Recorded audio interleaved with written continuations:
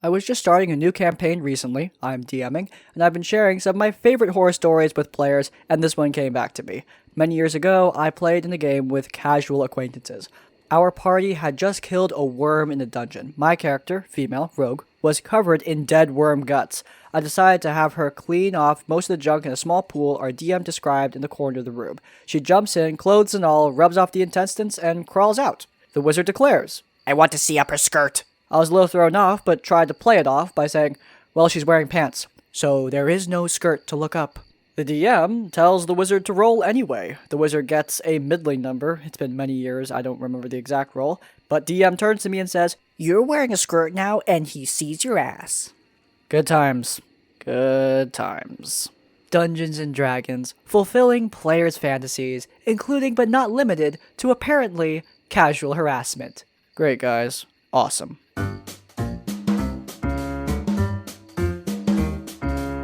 Been a while, hasn't it? Honestly, I didn't think I'd be posting here again, but here we are. The ever-expanding saga of Loverboy XXX continues, and not in the way that either of us expected. For those of you who haven't read any of my previous stories, fear not.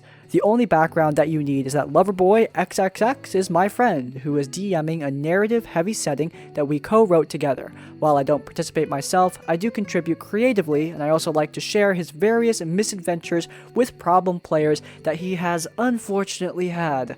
As mentioned, I have posted here before, and a fair few people took notice. People have approached me several times regarding letting me join Loverboy XXX's game. If you are among said people and you are wondering why I haven't replied to you, you may thank the subject of today's story for that situation. In keeping with my incredibly verbose naming conventions, we will call him Definitely Not That Guy.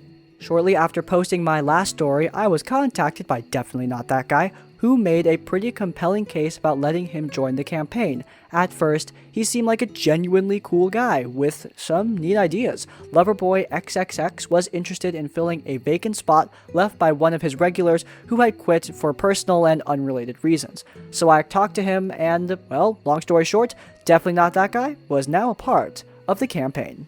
Things were going great at first. Definitely Not That Guy was unironically living up to his moniker. His character had a few interesting concepts going for them, and he was quick to pick up on our setting-specific rules and lore. However, it was the way he acted out of character that was really starting to rub people the wrong way. It started with the occasional remark towards another player regarding the way they had chosen to play their character, calling it too tropey. This person's character is admittedly a bit of a stereotypical edgelord, so Definitely Not That Guy wasn't technically wrong, but it wasn't like the character's edginess was in any way a detriment to the party. The dude just likes playing goths. While it might not be everyone's cup of tea, at the end of the day, players are meant to have fun. Limiting what sort of personality they can give their characters for no reason other than it's tropey and cliche is unnecessary. So long as their brooding doesn't actually interfere with the party dynamic and they successfully fill their role, Loverboy XXX, the DM, well, he has no issue with it. Definitely Not That Guy wasn't happy with Loverboy XXX's handling of this quote-unquote situation, saying something along the lines of, I didn't know I was joining a game of that guy's. When asked to elaborate what qualifies as a that guy in his mind, he kinda just brushed it aside, half-heartedly apologized, and resumed playing as though he had never said anything. Loverboy XXX didn't want to make a big deal out of a single comment either. People aren't immune to having a crappy take from time to time. Unfortunately, his behavior only got worse as time went on. Anything the other players did that he didn't 100% agree with, he'd brand as something a that guy would do. Anytime the spotlight fell on any character that wasn't his, he'd half-jokingly call the player themselves a that guy, or say that they must have been suffering from main character syndrome. He did this while simultaneously being the worst offender when it came to hogging the spotlight, but see, it's okay when he does it because his character is just so much more nuanced compared to everyone else's, according to him, that is. Since I am almost certain that he's going to read this, hi by the way, let me get something off my chest. Bro, using the word quite before every adjective doesn't make your otherwise generic backstory sound more profound. Learn what a paragraph is and stop giving your unwanted and frankly unqualified critique to people who've repeatedly told you that they neither want nor need it. Anyway, back to the story. Now, I'm not sure if I've given people the wrong impression with any of my previous posts. Look, neither Loverboy XXX nor I are some puritanical tyrants when it comes to sexual themes in our games. If a character wants to lust after or pursue a relationship with another character and both parties consent, oh good, that's fine. We generally draw a line at graphic depictions of certain acts. All of us are adults, and we expect our players to be mature adults when it comes to such topics as well. Basically, as long as you don't start suddenly ERPing in the middle of the game and your attempts at courting the local barmaids aren't derailing the plot for everyone else, you're fine. Okay, cool. But why am I telling you this, and what does it have to do with Definitely Not That Guy? Well, I'll tell you. The reason why my friend finally kicked Definitely Not That Guy out of his game is because he unironically called a pair of players, I quote, Disgusting perverts. after their characters, both female, exchanged a kiss. Yup. And for the record, while I won't go into detail about the exact pronouns of the parties involved, it wasn't a case of two horny straight dudes playing out a fetish or something. It was a genuinely sweet moment that made sense for both characters. What made it twice as problematic is that he didn't have an issue when an in-game heterosexual couple showed affection for each other in exactly the same way, but two women having a heartfelt romantic scene in public? Perish the thought! And yeah, that's the story of why I don't invite random people to our games anymore. I doubt that he would, but a part of me hopes that Definitely Not That Guy will one day make his own post about this. I'd be curious as to how he'd justify his behavior, which in my mind is pretty irredeemable. Moral of the story, if you think everybody else is the that guy and you're somehow always right, I got news for you. You're probably the real that guy. TLDR, I invite a member of r/rpghorrorstories into my friend's game. He calls everybody who doesn't agree with him a that guy, revealing that he is also a raging homophobe, and gets the boot. I feel really bad for Definitely Not That Guy. He crossed probably one of the better authors on RPG Horror Stories. That was a great read. Every single one of this guy's posts are a great read. I've done one other before, you can check it out in the cards.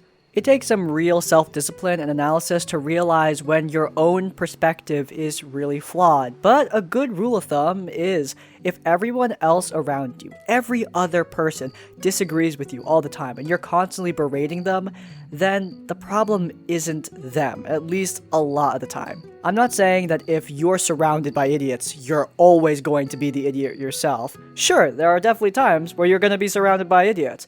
But it takes some real self-discipline to analyze your own behavior and to realize when you yourself are messing up. That is a mark of maturity, a real mark. Also, I'm just gonna come out and say it, guys, discriminating against someone because of their sexual orientation, kinda cringe. Don't do that. I look forward to more stories from Loverboy XXX's friend, because these have been great reads so far. Just had the first session of the new campaign, and it was clear that the DM had no idea what to do for quests. Our party looked everywhere for quest hooks to follow or monsters to vanquish, but every time we tried, the DM just shut us down. Turns out, he hadn't had time to prep anything for the party to actually do. Therefore, the session was kind of a drag.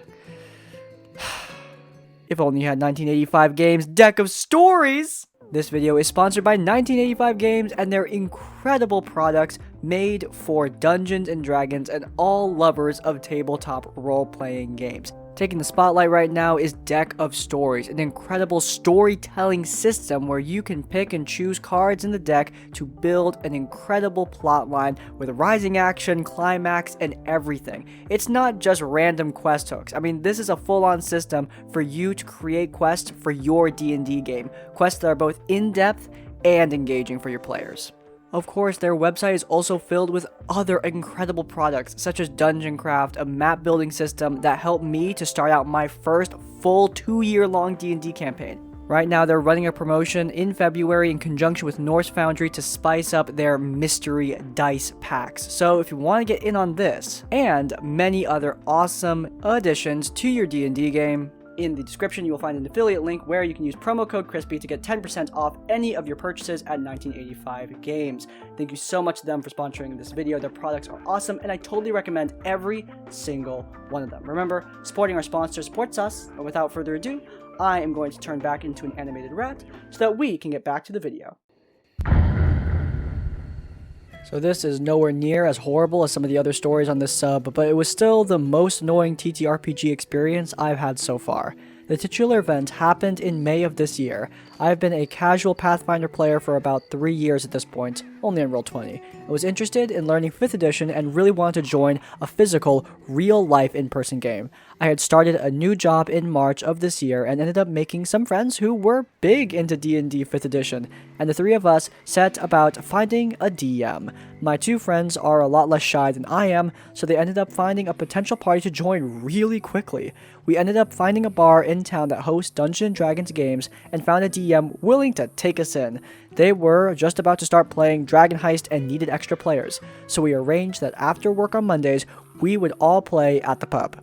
There were other party groups in the pub with about 25 people there all together. Myself and my 2 friends were the only women there. Our DM was an older man in his 50s and was honestly really sweet. He had been playing since the 90s and this would be his first time as a DM. There were 3 other players in our party, which we will call Kobold, Gnome, and Ranger. The 3 of them were boys in their early 20s or late teens. My 2 friends I shall call Druid and Eladrin. We built our characters then and there, and this is where the trouble began. I admit that I was a bit of a noob compared to my friends when it came to TTRPG experience, so I was really lost when it came to the various methods of writing character sheets. I was used to rolling for stats because I am a child of the uncaring, unbiased fairness of the chaotic universe, but this time we were accolading stat points for our core abilities. I wasn't 100% sure how to do this, and I decided to ask for help. Ranger came over and explained the process to me, which was great. I thanked him and finished my character. However, he seemed to interpret me asking for help in one instance as me being a complete noob to the entire game, and therefore needing to help me with every single aspect of the game. He also by proxy assumed that Druid and Eladrin were both new to the game as well, even though they've been playing Dungeons & Dragons for over a decade each. Now, the Kobold was actually brand new to the game and was constantly asking for his friend Gnome and Ranger questions about the rules. Gnome was a cool guy and was helping out his friend, but Ranger was just so focused on assisting myself, Druid, and Eladrin, even though after that initial request, we never asked for more help. When we eventually did start playing, the Ranger's assistance really began to be a problem. We were thrust into combat instantly in-game, and anytime it was myself, Druid, or Eladrin's turn, he would interrupt us with a huge smile on his face and tell us what we should be doing during our turns. He never did this with the other players. They were allowed to play however they wanted, but us? Nope. We weren't allowed to get a single word in. I'm quite shy, but Druid is not, and I could see her beginning to seethe. The DM was quiet and non-confrontational, but was kind enough to let us get a word in and decide what we want to do during our turns. Ranger didn't stop though. Even during roleplay heavy sections of the game, he would interrupt and take over when we were trying to talk to NPCs, as he Knew what he was doing. like, bro, you have 13 charisma, chill out. He also did this with a big smile on his face and often shot little winks at me and my friends. It got really awkward when we had a bit of downtime in-game and the bunch of us started role-playing our characters, getting to know each other. My character was a 20-year-old cleric who grew up in a very strict monastery and thus was rather socially awkward. Myself, Druid, and Gnome started joking about relationships. Druid's character was basically from a hippie commune, and Gnome's character had a wife and grandgnomes. My cleric mentions that she's never had a relationship, and Mr. Ranger decides that it's appropriate to state very loudly, So you're a virgin then? Interesting. The table just went quiet. I glared at him and continued in character saying, "That's none of your business." He did that stupid wink again and said, I could make it my business. Oh god, this is so bad. Self-awareness is not the strong suit of some people. Anyway, I didn't come back to the next session, or the session after that. Eladrin and Druid kept going for another week before quitting too. I was sent a message over D&D Beyond from Gnome saying he completely understands why I didn't turn up. That Ranger got really angsty when I didn't turn up, and his method of flirting just came across as really patronizing. The party fell apart a few weeks later. There was another issue with the DM not being particularly good at being the DM. He was really nice as a person, but just never prepared for a session. Man. I should put the dungeon notes ad here. Anyway, we would often stop for 20 minutes or so to allow him to read ahead in the adventure, and many times when we stopped to engage in some roleplay conversation, he would stop the game and start talking about his characters from games he played years ago. I hold no grudge against him and hope he learns how to DM better. But Ranger, dude. Looking back on it, Ranger was obviously excited at the prospect of 3 girls joining his party and began to try to impress us by acting smart. Did I also mention that he was like 19, whereas myself and my friends are all in our mid-20s? Well, anyway, months have passed, and Elijah and Druid and myself are happily part of a live D&D party DM'd by my boyfriend of 4 years, that Ranger had no idea about, and are finally having a good, fun time. TLDR, Ranger treats myself and other female players like we know nothing and constantly undermines our choices and patronizes us. Gets weird when he tries to flirt. I just leave. Props on OP and her friends for walking away. Good stuff. It's really hard to walk away from D&D game, especially an in-person one, so doing that, good move, especially right away. Ranger obviously has some serious problems with social awareness and being horribly sexist, probably, but this is a trap that a lot of experienced players can fall into. I, as a DM, can sometimes overhelp players. I remember in my first D&D campaign, I was playing with all new players. I was a new DM, and even 30 sessions in, I'd still be reminding them how to do their spells. This was, of course, very unhelpful, because 30 sessions in, they know how to do their spells. It just became a habit I fell into. But it wasn't a helpful habit, and it just felt, well, it felt bad for the players to get constantly reminded what to do. So I had to teach myself to stop doing that. After a while, the players didn't need my help, and it was better for me to sit back and watch them play their characters, because frankly, by then, they could definitely play their characters better than I ever could. Now that's the sane stuff that I believe will be applicable to most of you. Beyond that, this guy is obviously horribly sexist, and yeah, flirting through D&D usually doesn't work. This guy's creepy obsession with making sure these girls like him through being an elitist asshole definitely doesn't work. I have a sneaking suspicion he's the type of person who would post his IQ score on Reddit and complain why women don't date him. This happened a long while ago now, and isn't nearly as bad as some other stories here. I think the second time I ever played D&D was this. I had to look for people online to play with because none of my friends were interested in Dungeons & Dragons, and there wasn't anywhere to play it in the town I lived in. I was 16 years old at the time, but I was genuinely rather mature for my age. People mistook me for someone in their mid-20s, a few times on the interwebs when I don't point out my age. I never really tried to conscientiously act old either. I told this group about my age up front because everyone was asked for their age at the beginning. We were 6 people, most of them in their 20s. The exceptions were myself and the problem. We'll call her Julia, who was in her mid to late 30s. I can't remember the exact number. Nobody seemed to have a problem with my age though.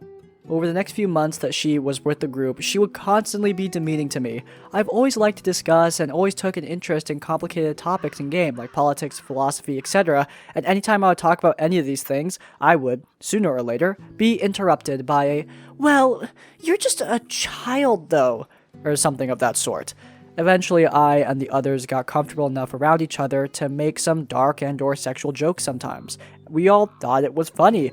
Julia didn't think that though, and always had to remind everyone that I was only 16 years old and that you can't be saying these things around a child.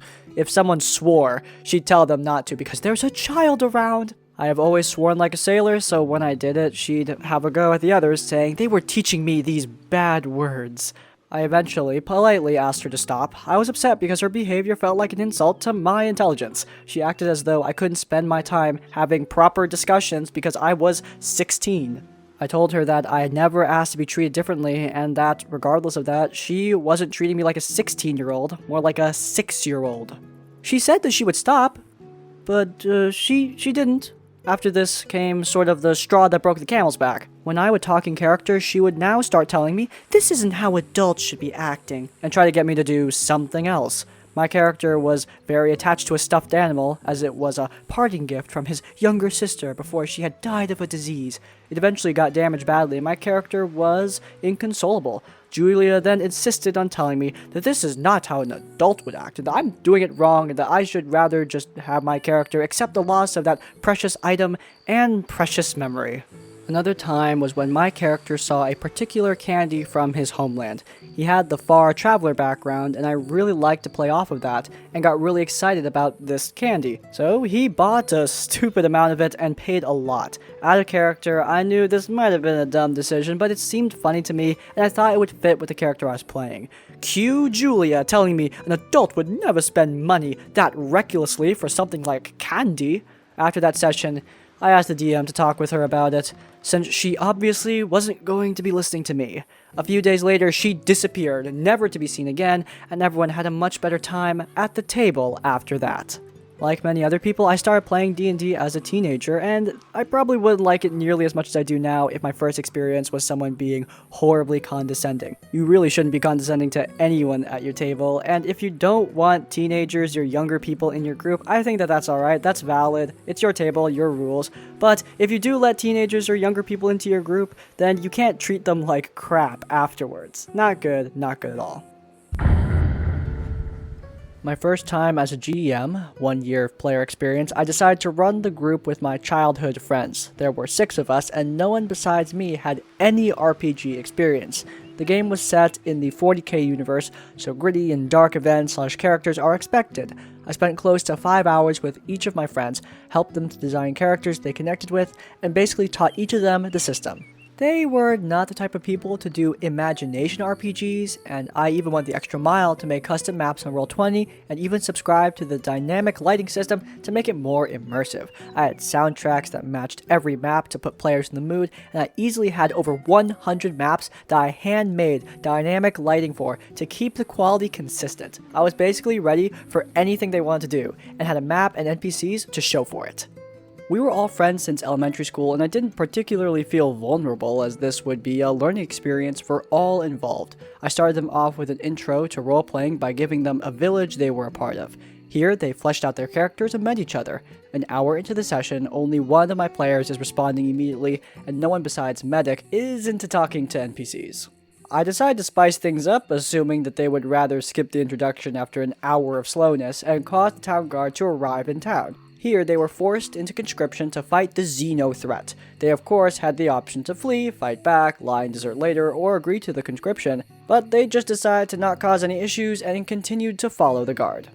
The guard introduced them to gear, weapons, armor, and things that their characters were built around that they hadn't actually received at the start. You know, being peasants and all. Everything seemed to be going well at this point. Not just the medic, but everyone was saying how cool the session was outside of character and how they wouldn't change the things so far. So we continued the session, and they were further introduced to the leadership of the guard, assigned a squad name, which they decided, and had the option of choosing between multiple assignments available for grabs. In this regiment, the soldiers who accepted the more dangerous missions and survived were treated with a higher class than other squads.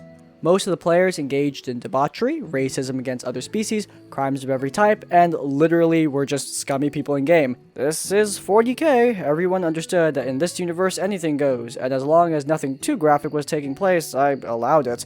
They spent more time bullying and assaulting civilians for real-life jokes than actually taking the game seriously. Whatever, it's their first RPG ever and I wanted them to have fun, so I didn't stop them or railroad them. The main mission they picked never got started due to their endless crime spree, so they never had any notable encounters to challenge them. One of my friends ended up having to leave, at least I assume because he just got up from his mic and never responded to me, and everyone collectively decided to end the session there and pick up with the mission they chose. For 2 hours after the session, I was bombarded with compliments. The fact that we could go anywhere and do anything is badass. You literally have maps for everywhere we want to go. The descriptions are simple and straightforward, and I actually kind of prefer it that way, honestly. It makes things go faster. I love the lighting system you did. It makes me nervous to leave the group.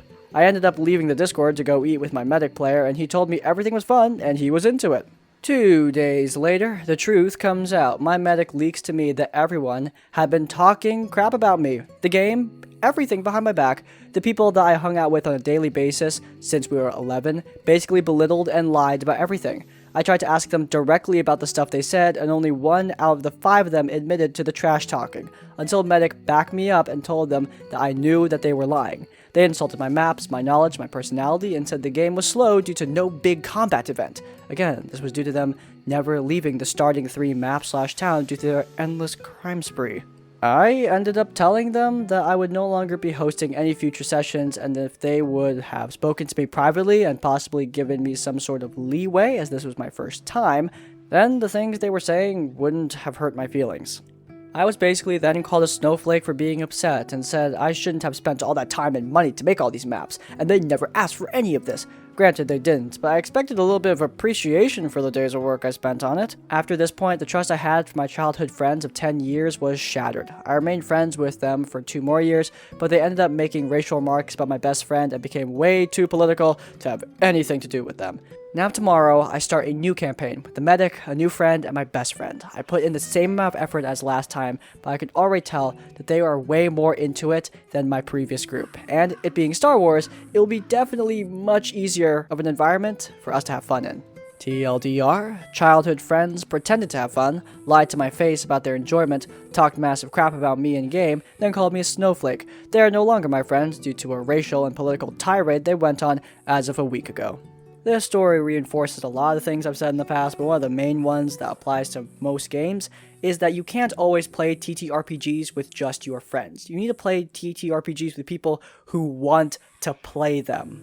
Games like Dungeons & Dragons, 40k, they require a level of engagement and effort that goes beyond something like just sitting down to play some rounds of Monopoly. Overall, it's probably for the best that this DM broke off from this friend group due to this game, because clearly they were not the best people for him to be around, and they didn't cause the most happy relationship. So, yeah, at least this one had somewhat of a happy ending. Alright, and that's going to be today's episode of RPG Horror Stories. If you want to let me know you enjoyed it, then please do leave a like. If you want to see more of my content, we also have a 40-something episode series of D&D advice called Tabletop Tavern Tips, linked in the cards. And also, if you want to be notified when we upload, subscribe to Crispy's Tavern. And finally, if you want to leave your own stories or thoughts, go down into the comments down below. If you can't think of a comment, leave the comment worst flirt to let me know you made it to the end of the video. In essence, like, comment, subscribe. I will see you all next time. Farewell.